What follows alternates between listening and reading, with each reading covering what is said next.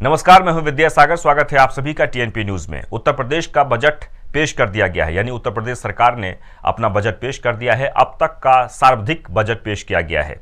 सुरेश खन्ना अलग ही अंदाज में नजर आए बजट पेश करते समय, और इस बजट में सबसे जो खास बात रही वो ये कि जो धार्मिक स्थल है या फिर जो ऐतिहासिक स्थल है उसके विकास को लेकर भी इसमें बातें कही गई है। लेकिन इन तमाम बजट के मुद्दे को लेकर जनता क्या सोचती है, जनता ने क्या प्रतिक्रिया दी है, सुनिए।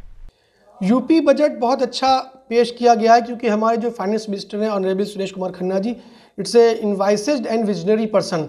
यूपी चूँकि एक बड़ा प्रदेश है और इस बार ये कोशिश की गई थी, चूँकि इन्वेस्टर समिट भी हुई थी और जिसका फोकस ये था कि यहाँ पे इंडस्ट्रीज़ को ज़्यादा प्रमोट किया जाए ताकि यहाँ पे रोज़गार के अवसर सृजन हो सके, इसका ध्यान रखा गया। ख़ास तौर से हर तबके के हर सिस्टम को ध्यान में रखा गया है, यंगस्टर्स को ध्यान में रखा गया है क्योंकि यहाँ पे बिग कंज्यूमर मार्केट है और यहाँ पर काफ़ी श्रमिक हैं और इन चीज़ों को ध्यान में रखते हुए यहाँ के बजट में इन चीज़ों को फोकस किया गया है। शिक्षा को फोकस किया गया है, आईटी और डिजिटल सिस्टम को फोकस किया गया है, डिजिटल इंफ्रास्ट्रक्चर को फोकस किया गया है, चिकित्सा क्षेत्र को फोकस किया क्योंकि अब टाइम चिकित्सा का चल रहा है, जिसकी वजह से हर प्रदेश में चूँकि ये कहा गया, प्रावधान रखा गया कि हर प्रदेश के अंदर, हर शहर के अंदर मेडिकल कॉलेज खोले जाएंगे।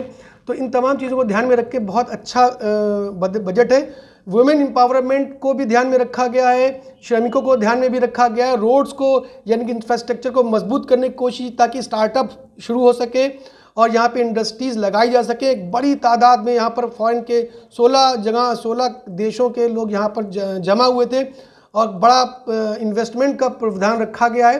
तो यहाँ पर काफ़ी इंडस्ट्रीज़ लगेंगे जिससे यहाँ के जो हमारा प्रदेश है बहुत प्रमोट होगा और हमारे विकसित प्रदेशों में इसका शुमार होगा और एक इम्पॉर्टेंट प्लेस हासिल करेगा। ये हमारे खन्ना जी की इन्वाइसेज की देन है कि मुख्यमंत्री योगी आदित्यनाथ जी के मार्गदर्शन में जो ये बजट पेश किया बहुत अच्छा और बहुत ही बेहतर बजट है।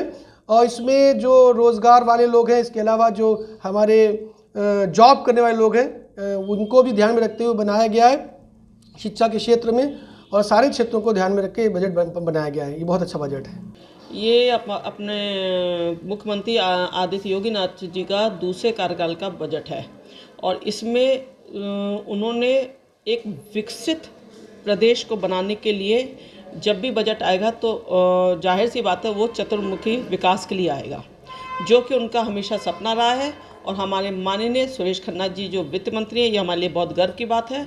उनका भी विजन हमेशा ब्रॉड रहा है, हमेशा इस यूपी को एक उत्तम प्रदेश चाहते हैं। तो उसके हिसाब से इन्होंने किसानों के लिए, महिलाओं के लिए, युवाओं के लिए, चिकित्सा में और जितने भी उद्योग हैं उनको सबको मद्देनज़र रखते हुए उन्होंने सबके लिए बहुत ही उम्दा बजट आया है। और इसका बजट का मतलब ये है, ये उनका दिल से निकला हुआ बजट है कि इसमें हमको सबको विकसित करते हुए देखना है। शिक्षा के क्षेत्र में इन्होंने बहुत कुछ करने की कोशिश कर रहे हैं, इसलिए इससे मुझे अपार प्रसन्नता हुई कि उन्होंने कोई भी ऐसा जगह नहीं छोड़ी जिसमें कि उन्होंने काम करने के लिए प्रयास ना किया हो। सबसे बड़ी बात है, उत्तम प्रदेश बनाएंगे तो उनको सबसे बड़ी बात है कि कनेक्टिविटी बहुत इंपॉर्टेंट है, इसलिए बड़े बड़े हाईवेज़ को उन्होंने कनेक्ट करने के लिए पूरे, जिससे कि पूरा भारत हमारे उत्तर प्रदेश से आने में किसी भी उद्योग को यहाँ पर ला के स्थापित करने में कोई कठिनाई ना हो, इसके लिए उन्होंने कनेक्टिविटी का भी बहुत ध्यान रखा है।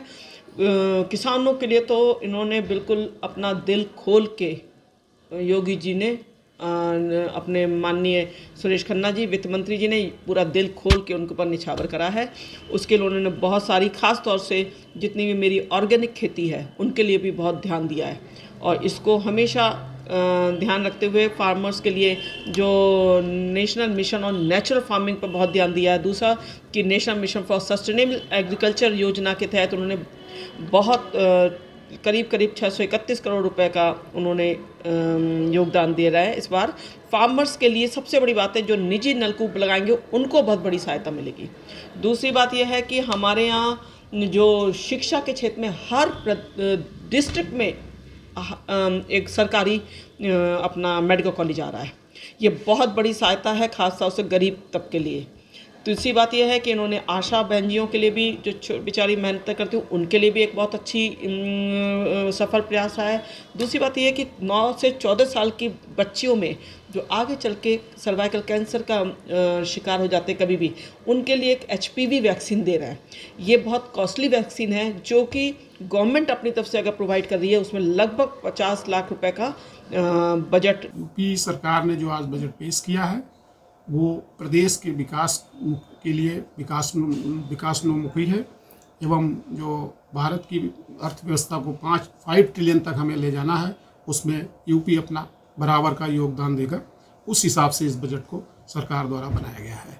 इंफ्रास्ट्रक्चर को मजबूत किया जा रहा है और जो बेसिक इंफ्रास्ट्रक्चर की चीज़ें हों उस मद में हमारी सरकार ने काफ़ी फोकस किया हुआ है।